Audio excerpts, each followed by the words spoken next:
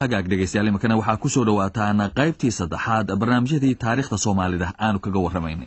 daraawiishtii Ingiriisku waa uu ka adkaaday hase yeeshee iskuma soo dhaweynin maamulka Ingiriiska iyo dadweynaha. dareenkii uu sayidku ka booday ee dugsigii Dhaymoole la odhan jiray ayaa weli jiray. sanadku markuu 1920 lix dugsi hoosaad oo la qorsheeyay ayaa waxa u socon waayeen markii la diiday cashuurtii xoolaha laga qaadi lahaa magaalada Burcana DC lagu dilay. hase yeeshee waqti dambe ayaa arday Soomaaliya loo diray wadanka Suudaan kuwaas oo markii dambe halgan u galay sidii dugsiga uga furmi lahaayeen dhulkii Ingiriisku uu ka talinayay. halgankaasi waxbarashada raggii hormoodka ka ahaa waxa ay ahaayeen Maxamuud Axmed Cali, Maxamed Shire Maxamed, Yuusuf Ismaaciil Gandhi, Cabdisalaam Xasan Suudani iyo Yuusuf Xaaji Aadan.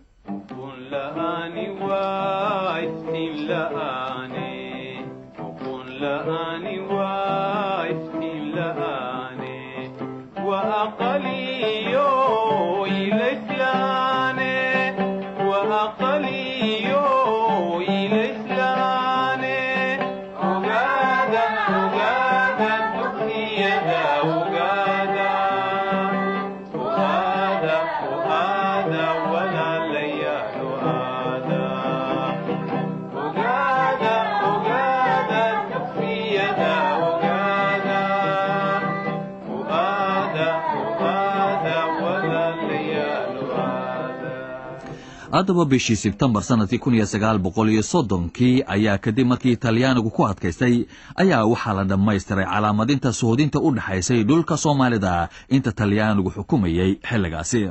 Ingiriisku waxa dabeetana uu ku dhaqaaqay in la calaamadiyo soodinta kala qaybinaysay Ethiopia iyo iyaga dhulka Soomaalida oo ay qaybsadeen oo heshiiskaasuna u dhacay sanadkii 1897 si taasi loo meel mariyo guddi labada dhinac ka kooban ayaa walwal meesha la yiraahdo tagtay bishii November sanadkii 1934. haddaba ilaa iyo intii heshiiskaasi kala qaybinaya qabaylka Soomaaliyeed ay Talyaaniga iyo Ethiopia kala saxdeen sanadkii 1908 Talyaanigu waxa uu ku soo durkayay dhinaca Ethiopia dhulka Ogaadeniya. waxaana la shaqeynayay waqtigaasi dad Soomaaliya oo ay ugu magac dheeraan ninka loo oran jiray Oldin oo ahaa suldaan ajuuraanka oo awood lahaa lacag iyo hubana Talyaanigu siiyay. Ethiopia la fahanteedu dhinaca Soomaalida ma taageero la'ayn.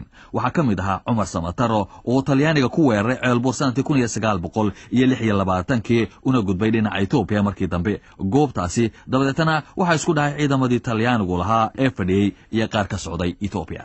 Talyaaniga oo midaba ka diyaar garoobay isagu dhinaca Soomaalida ee uu fadhiyay dhinaca Eritrea. dagaalkii halkaasi ka bilowday waxa uu dhaliyay in Talyaanigu si buuxda uu qabsado Ethiopia bishii May 7 sanadkii 1936. dagaalkaasi waxa Talyaanigu ay kaga soo kabteen magaxumadii ka soo gaadhay dagaalkii Adwa ee Ethiopia kaga adkaatay sanadku markuu 1896. haddaba dareemadii xagga wadaninimada iyo fahamka gumaysigu waxa Soomaalida uu ku dhashay marka laga reebo dagaaladii sayidku uu galay ee Ingiriiska uu la galay iyo kuwii Biyaamaalku ay kula jireen Talyaaniga markii reer magaalnimadu ay bilaabantay oo la degay magaalooyinka ay ka mid tahay magaalada Muqdisho. meelahaasi waxa degay askartii ka soo laabatay ololihii Talyaanigu uu ku qaaday dalka Ethiopia. waqtiyadaasi waxa ka bilaabmay dhinaca koonfurta kulamo hoose hase yeeshee waxa Talyaanigu ay cadaadinayeen lacagta ay saareen wixii halis ku noqon kara maamulkooda.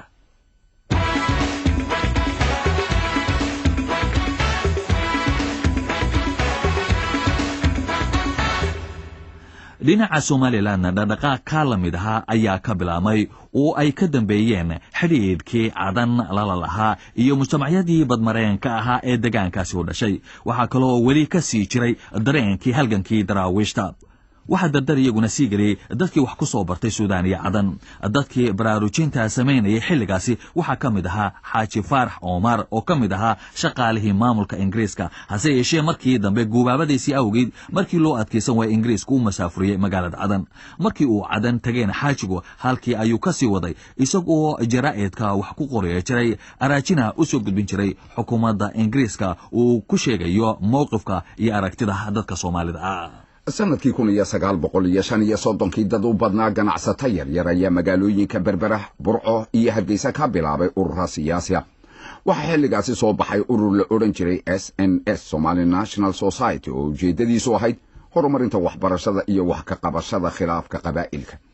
sanadkii 1937kiina shaqaalihii maamulka Ingiriiska ee Soomaalida ahaa ayaa urur samaystay la oran jiray Somali Official Union.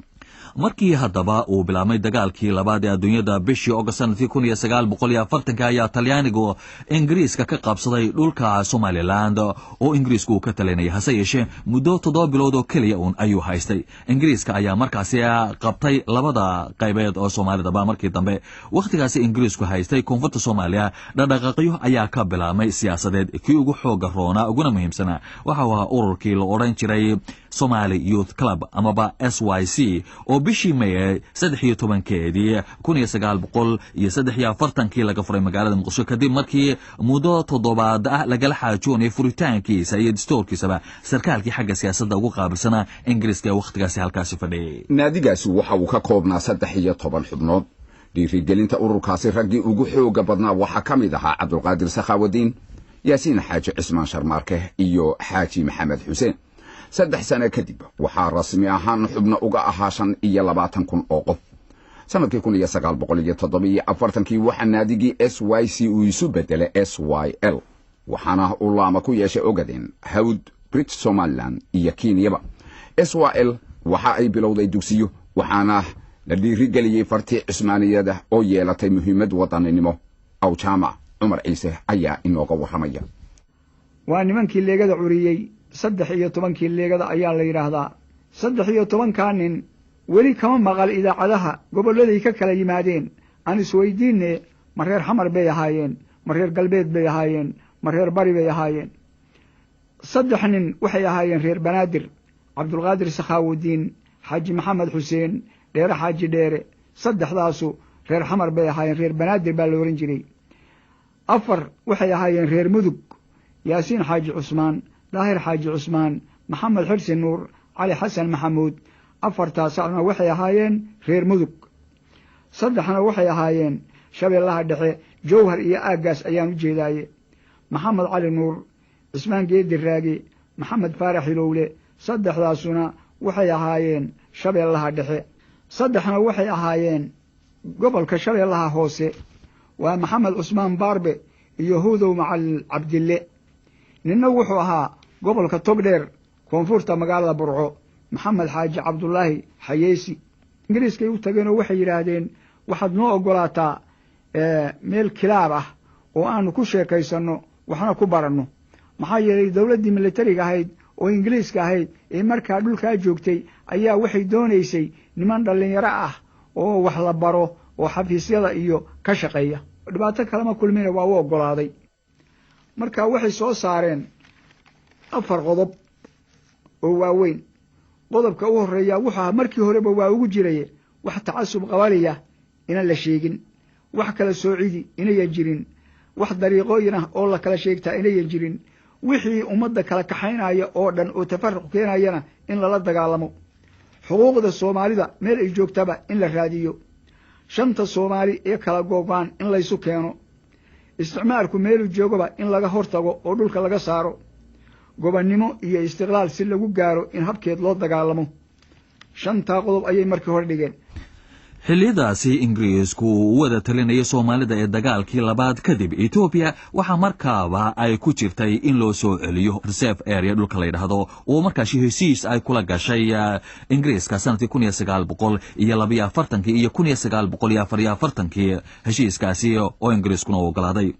Talyaaniga oo laga qabsaday dhulka koonfurta Soomaaliyana waxa uu ka shaqeynayay sidii uu isaguna ugu soo laaban lahaa halkaasi. sanadkii 1946 ayaa wasiirkii arrimaha dibadda ee Ingiriiska Ernest Bevin waxa uu soo jeediyay in danta Soomaalidu ay ku jirto in wadan kaliya loo wada dhiibo. taladaasi hase yeeshee waxa ka soo horjeestay oo diiday Ethiopia. 3 wadan ee kale ee dagaalkii ku guuleysay iyaga la fahaantooda miisaan arintaasu lama yeelanin. 4 wadan ee haddaba dagaalkii labaad ku guuleystay ayaa waxay guddoon ku gaareen in guddi ay u diraan wadamadii Talyaanigu haysan jiray ee laga qabsaday si loo soo ogaado dareenka ay qabaan dadkoodu. wadamadaas waxay ahaayeen Soomaaliya, Eritrea iyo Liibiya. bishii January 6 sanadkii 1948 ayaa guddigaasi gaadhay magaalada Muqdisho. marka ay guddigu gaadheen magaalada Muqdishona waxa ay la kulmeen kala qaybsanaan Soomaalida dhexdeeda. waxaana kuwa iyagu taageersanaa in talyaaniga loo dhiiba ay la soo baxeen calamadii talyaaniga iyo halkudhegyo talyaaniga hase ahaatee guddi waxa ay codsadeen in SYSna loo ogolaado inay sameeyaan banaanbax ay ku eegaan dadku sida ay doonayaan 11 bishii Janaayo sanadkii 1948 hase ahaatee talyaanigii meesha joogay iyo kuwii taageersanaa ayaa iyaga oo hubaysan soo baxaysay ay u kala jebiyaan kulankii SYS oo ay qabanqaabinaysay halkaasi dabadeed waxa ka dhacay dagaal ay ku dhinteen ilaa iyo 50 qof oo Talyaani sida ku qoran buugga la yiraahdo A Modern History of Somalia oo qoray professorka la yiraahdo I.M. Lewis haddaba Cabdiqaadir Maxamed Aadan oo soobe ku magac dheer oo kamid ahaa ragga muddada dheer iyo ku jiray siyaasadda Soomaalida ayaanu weydiinay kuwa Talyaaniga doonayay waxa barnaamijkoodu ahaa January 1948 waati qodon iyo saddex Talyaani lagu dilay waati dhibaato ka dhacday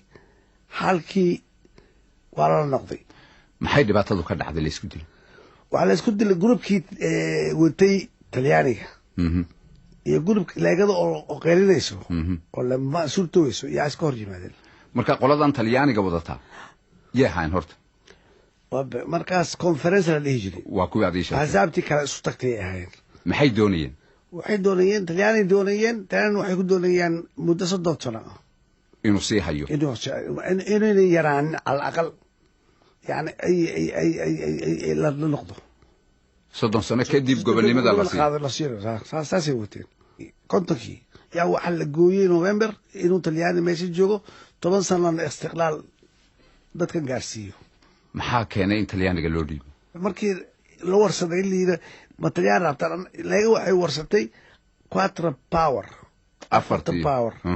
waxay warsatay 4 power in iyagu hayaan Talyaani wuxuu sameeyay asagana lobbying in loo dhiibo wuxuu ku sameeyay United Nations gudaheeda markii 10 sano loo dhiibay Cabdiqaadir Talyaaniga leeyay Soomaaliya adiga haynaya ma jireen ururo iyagu markaasi kuwan hore ee aad sheegtay mooje kuwa markaasi dhashay oo kala qaybsamay oo markaa SYS laftirkooda ka soo horjeestay markaas aniga aan joogo SYL yaan haylaan condition kan anaga dhalinyar nin wax garanay dhab SYL buu ahaa dadka dhan SYL bay ahaayeen markii Talyaaniga loo dhiibay 1947 March xisbiya digil inuu la aasasay digil mafrihi marka qabiilkii xaga inta u soo qabiil ee hore wax kaliya qabiil aan sheeganaynin oo ummad isu keenay oo Soomaali isu keenay oo halka dhigay SYL waxa la bilaabay in lagu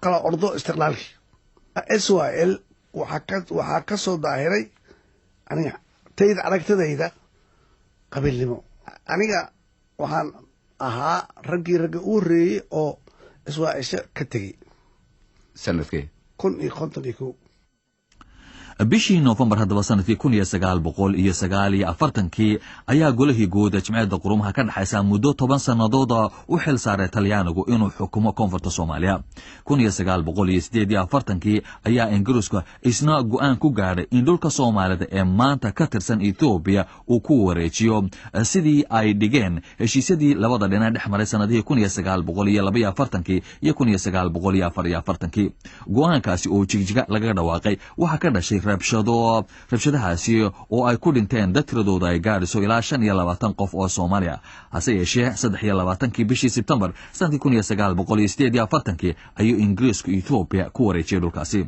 29 November 1954 ayaa Ingiriisku heshiis cusub uu la galay Ethiopia oo kaga baxay dhulka la oran jiray Hawd iyo Reservoir goorma ayaa haddaba Ingiriisku u sheegay dadka Soomaalida ah inuu bixiyay Hawd iyo Reservoir ama dadka Soomaalida ay ogaadeen waa kan Umar Cabdi sanadku markuu ahaa 1954 xisbiga kaliya siyaasiga markaa jira wuxuu ahaa SNL oo markii uu horeysay lagu bilaabay SNS Somali National Society markii dambena isu bedelay Somali National League sheekh waa xarunta tacliinta ee markaa lagu barbaarinayay madaxdii maalintaasi berrito la oran karay waxaanu markaa dawladdii Ingiriiska xukumaysa weydiisanay inaanu soo barano dalkayaga. That means Somaliland waanu naqaane. Hawd and reserved area ayaanu doonayna inaanu soo baranaan ku nidhi ee hanaloo diyaariyo baabuuro iyo sidii aan u tegi lahayn. waayahay baa layidhi. markaa dabato meelihii reserved area markaa ka mid ahaa ku toosnaa Burco iyo kuwii Hargeysa ku toosnaa iyo kuwii Boorama ku toosnaa ayaan soo wada maray. walwaal wardheer qarbidahare dhagax buur markaan soo dhamaysanay ayaanu dib u soo noqonay milmil awaare waxaanu soo noqonay Hargeysa. dawladdii markaa Somaliland xukuumadda waxay tiri report soo qora. waanu soo qoray report kolka hore waxaanu ka warramaynay uun maxaan ku dhahdaa meelihii aan tagnay iyo si naloo soo dhaweeyay waxyaala caynkaasa. laakiin saddex su'aalood ayaanu ku khatinay. waxaanu nidhi maxay dawladdu iskuullo uga samayn weyday meelihii aan soo maray inta ay dhowr intay ka soo kaxeeyaan dhagax buur iyo awaare iyo meelahaas ay amba sheekh amba boorama u keenayaan maxay iskuulle halkaa uga samayn weyday. su-aasha labaad waxay ahayd waxaanu aragnay saraakiil iyo askar Ethiopia ah maxay meesha ka qabanayeen ila waa dalkayagiye. su-aasha saddexaad waxay ahayd macnaha reserved area waa maxay. hawd garanay oo hawd marka Hargeysa la joogo macnahu waa koonfurta Hargeysa. laakiin reserved area maxay tahay maxay reserved u tahay. nimankii markii ay dawladdu governorkii isticmaalka ahaa ee dawladda mustacmarka ahaa yani wakiilka ahaa markuu warqadii loo geeyey markiiba la dambay la xidhiidheen waxay yidhaahdeen nimankii macallimiinta ahaa waxay soo mareen reserved area dabeet waxayna weydiiyeen why macnuhu waa maxay reserved area maxay reserved u tahay. su-aalihii aan weydiineen oo dhan bay u sheegeen. markiiba dawladda Ingiriisku way soo jawaabtay waxay tidhi u sheega waktigii baa la gaadhay ay waajib noqotay in loo sheego heshiis sir ah oo inaga dhexeeyey haddaynu Ingiriis nahay iyo dawladda Ethiopia oo la kala saxeexday 1944 taasoo tixraacaysay heshiis kale oo 1897 la kala saxeexday markii xuduudda Afrika la sameeyay. 6 bilood ayay arrintii qaadatay intii yani ay isu diyaarinayeen say noogu sheegaan.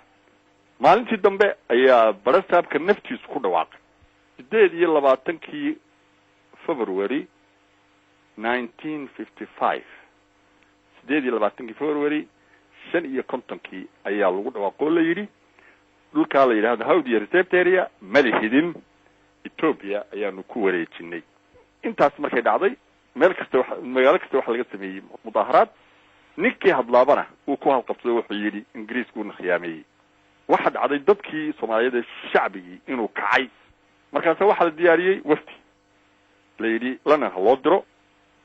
waxa ay kala ahaayeen Suldaan Cabdiraxmaan Suldaan Diiriye Allah yarxamo, Suldaan Cabdilaahi Suldaan Diiriye Allah yarxamo, Suldaan Biixi Fooley raximahullah, Michael Mariano, Cabdiraxmaan Cali Dubbe ilaahay u naxariisto ayaa lana loo diray.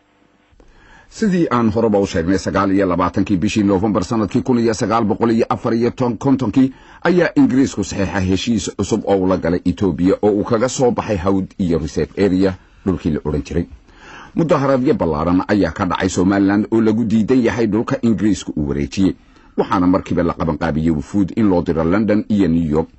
abril sanadku markuu 1956 ayaa wafdi ka socda guddiga baarlamaanka Ingiriiska ugu qaabilsan xiriirka dibaddu ay tageen Ethiopia si ay ugala soo xaajoodaan Ethiopia dhulka la isku haystay ee Soomaalida oo ay doonayeen inay dib uga iibsadaan. hase ahaatee uma suuroobin. 25 bishii August sanadkii 1956 ayaa boqorkii la oran jiray Haile Selassie ee Ethiopia markaasi ka talinayay hadal uu ka jeediyay magaalada la yiraahdo Qabri Dahare. waxaana uu ku sheegay in Soomaalidu ay ka mid yihiin qoyska weyn ee Ethiopia. وهاجاك dhegeystayaal intaasna waxaanu ku soo gabagabeynaynaa barnaamijkii saddexaad oo kamid ah barnaamijyadii xiriirka ee aanu kaga hadlaynay taariikhda Soomaalida.